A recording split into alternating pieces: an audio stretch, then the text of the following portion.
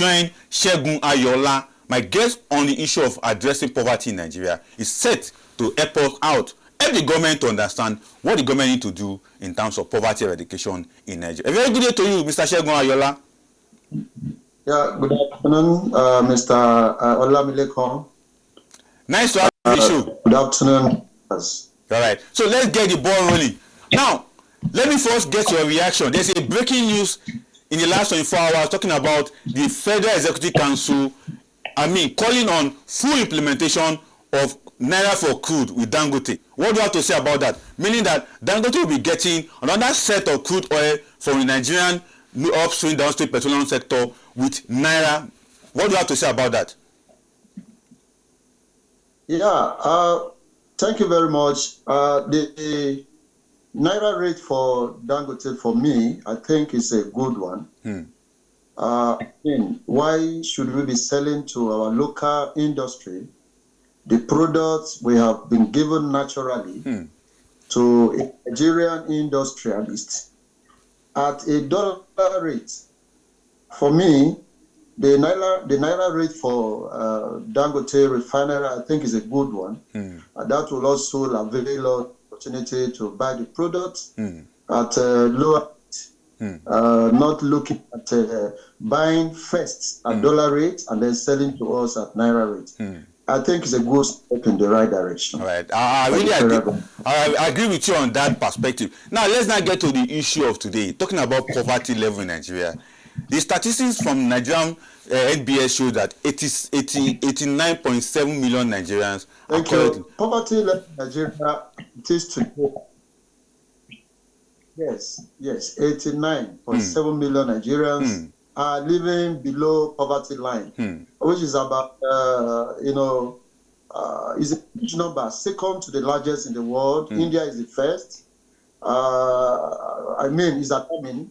Look at what is happening today. Ghanaians used to come to Nigeria. Nigerians used to come to Nigeria. Other parts of African countries. You see Nigeria as big brothers. Today, where are they? They have gone back. Nigerians are in Ghana today. Nigerians are in Niger today, owing to the fact that our poverty rate has increased astronomically. And I think that is the bad news for every one of us. And it has to do with security. It has to do with limited access to education, healthcare, kidnapping in various regions in Nigeria. Nobody wants to live in a place where he cannot find peace. You find so many Nigerians in other African countries, like Ghana. There is a particular region in Ghana, I've forgotten the name, where you find a large number of Nigerians, and they are doing very well. Their currency exchange rate is higher than Nigeria. In Niger here, our neighboring country, their exchange rates are far better. And that is why many Nigerians are going there, and they have access to good job opportunities. So why not? Nigeria is going down behind the other African lines, and I think is a bad thing to think about. Nigerian government has to make an intentional move, a deliberate move, to curtail all of that. Exactly. And talking about government, Mr. Segun, so sorry to cut you in, just talking about government taking a move, I think you are also identifying one of the issues that is still causing poverty in Nigeria, talking about insecurity. But from other perspectives, what are other factors that you think, because before government can take any move right now to address poverty, we need to know the causes of poverty. So apart from insecurity that you mentioned earlier, what are other factors that are responsible for this poverty level in the country as we speak right now? There are so many factors. One of the factors also is limited access to quality education, quality health. As I speak, in every shop, every marketplace, every business you are doing, either state level or government officials will come and generate revenue from you. The revenue you are not getting anyway, they will force you. As a matter of fact, at the state level, they have discouraged so many businessmen from investing. Why? Because they will come with their revenue, tax officers, and so on. They will come invading your business place like armed robbers. extorting you. And I've asked this question. All the money, the revenue you have been generating from the market women, from the business owners, shop owners, what have you done with them? It all ended up in the pocket of these various individuals, the officials. So they see it as a cash cow for them. It's not really helping government. I wish that the government should look into this. Is this policy, is it working? When you're generating revenues, market women who barely could not even feed themselves, the woman who is selling okpa, for instance, the woman who is selling a vegetable, for instance, apple, you are collecting revenue from such person. I mean, what has that been able to do for the government? The shop owners, the school owners, and so on, they will come. In fact, as a matter of fact, you will not see government officials. You will see private individuals that have been contracted to collect this money for the government. And when they come invading your shop, they come invading your business area like armed robbers. They will lock your shops, forcing you to pay the money you cannot even generate from the business. I mean, it's encouraging. Exactly. Now, Mr. Segun, let's also look at another angle to this issue of addressing poverty in Nigeria.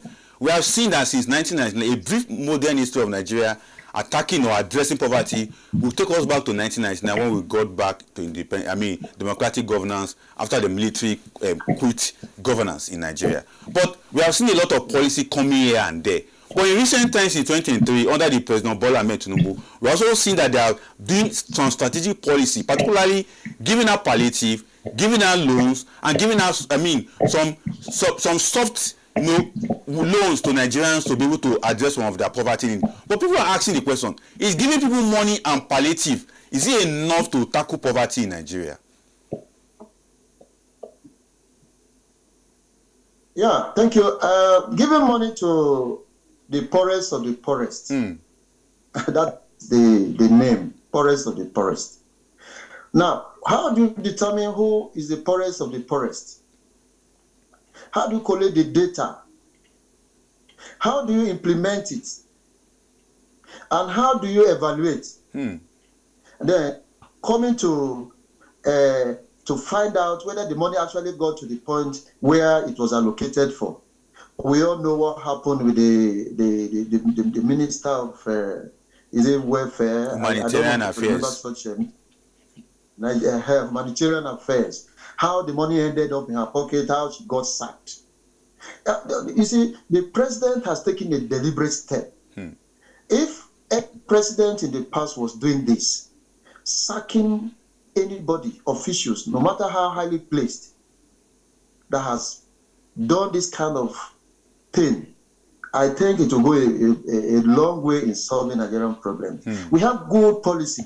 Implementation is a problem. And if you implement, in fact, evaluation is another problem. As a matter of fact, the officials of such departments, they see it as a cash cow. Enrich yourself. So that is why I said, how do you get the data? Who is the poorest of the poorest? You may be enriching the officials of such agencies. In brackets, the poorest of the poorest. I think sometimes they are the ones that are the poorest of the poorest. Because the poorest could be psychological, maybe that is what they're looking at. It could be mental, maybe that is what they are looking at. But I think the policy of the government is geared towards those people who cannot afford even 1 square meal a day, not to talk of 2 square meal a day, for the target. But I tell my brother, they are not getting anything. The money is not getting to them. So the federal government should commit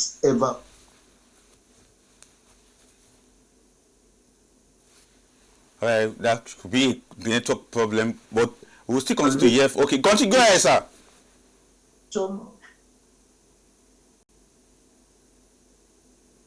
Team.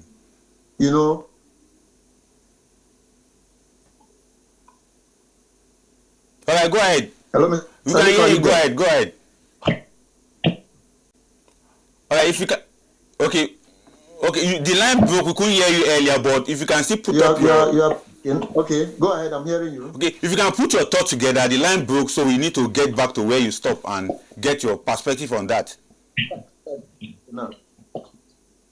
I can hear you now. All right, go ahead. Go ahead with your submission. You are trying to make up a point in regards to the evaluation that you mentioned that government need to take in terms of getting the numbers of people who are really poor, who need government support to alleviate poverty in Nigeria.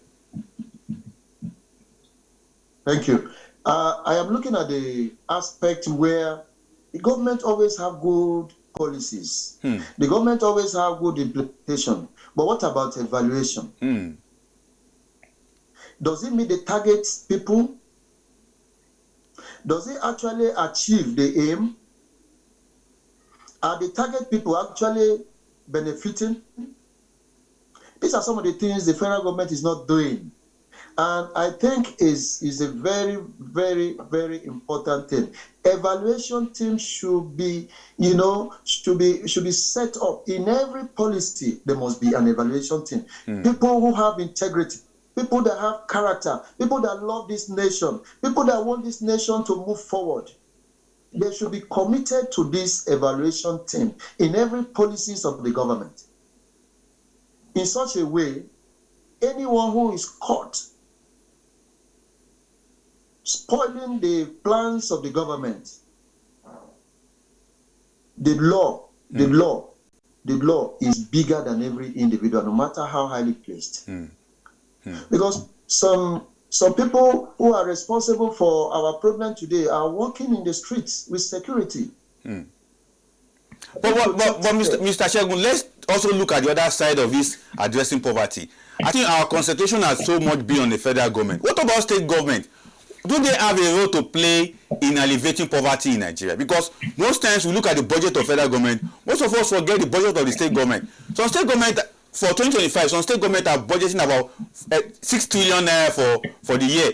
Some are 500 billion, some are 800 billion, some are 900 billion. But we don't seem to look at what they are doing to address poverty. So what would be your advice to state government who also want to tackle poverty in Nigeria at their respective states?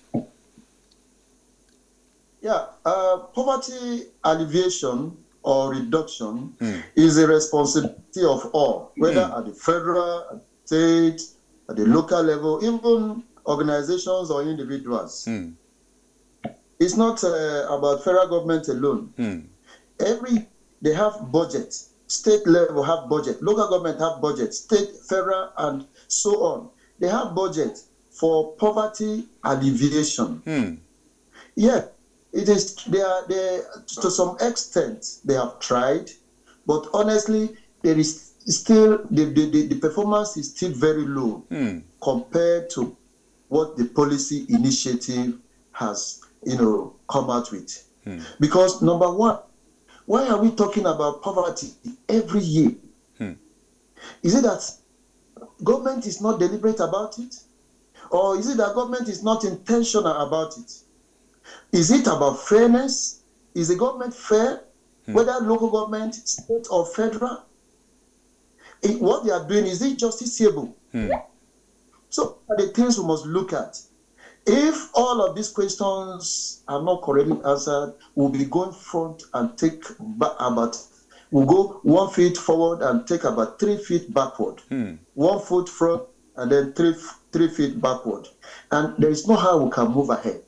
There is no how we can go forward. So the responsibility is not only on the federal government, it's the responsibility of the state government, also the responsibility of the local government, even industries, local industries. It is also their responsibility. Infrastructures, electricity, we should have access to electricity. The government of the day is trying.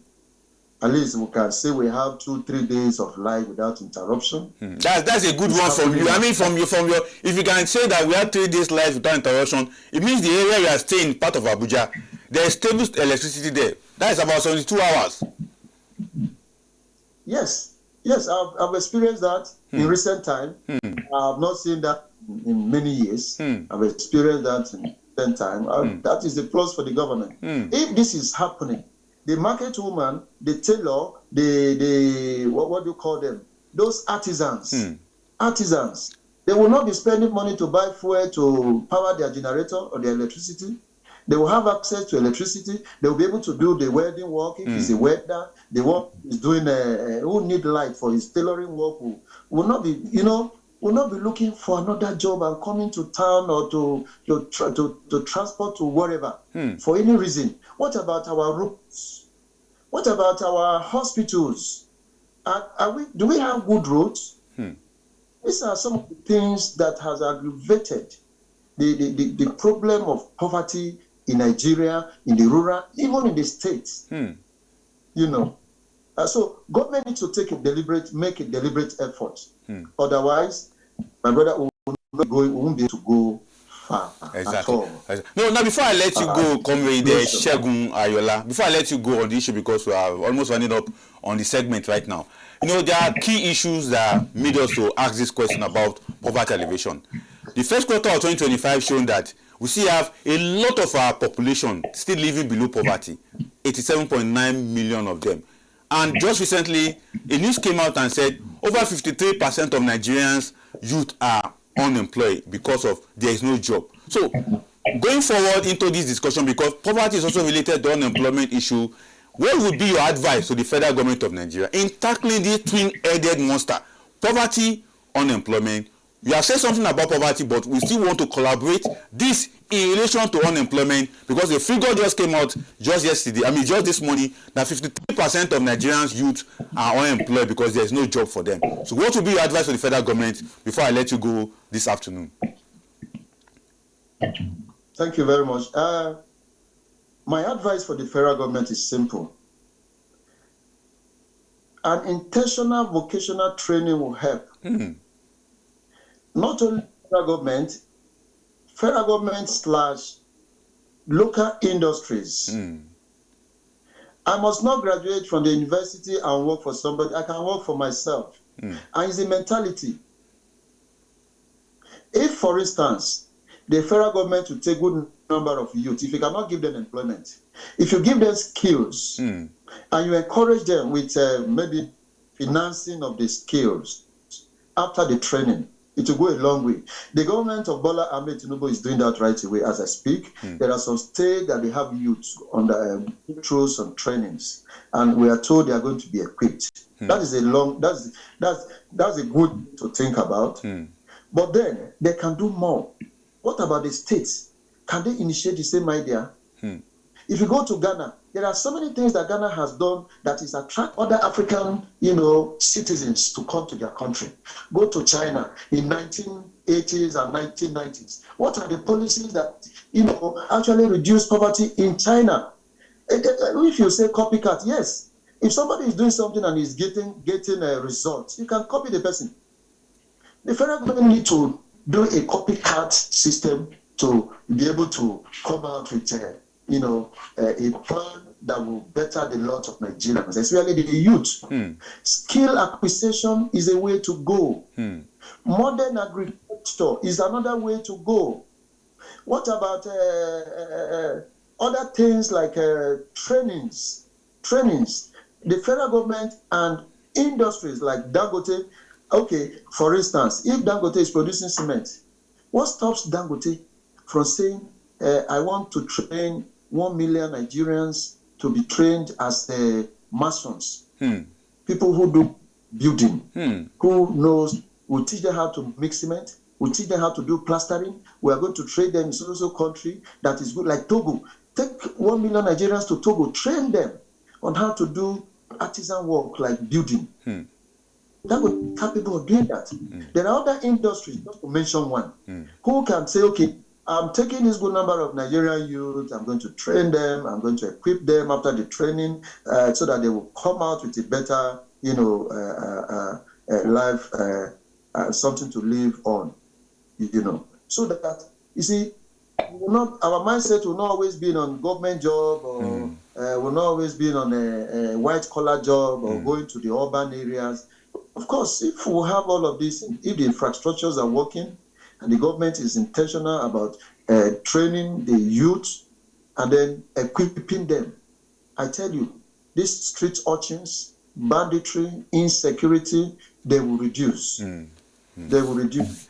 Because if you arrest any bandit, you are likely to see the highest number of youth among them. If you arrest bandits today, you are likely to see the ages between 20 and 40, which is in the bracket of the Nigerian youth. And they are Nigerians.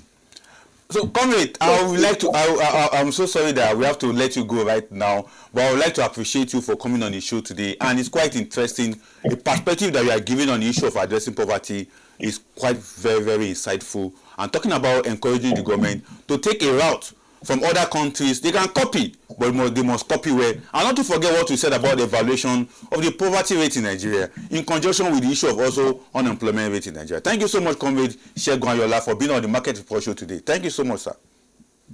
Thank you very much. And Thank you very much. We hope to also engage you in future. Thank you. All right. I'm always available. All right. Enjoy the rest of your day, sir.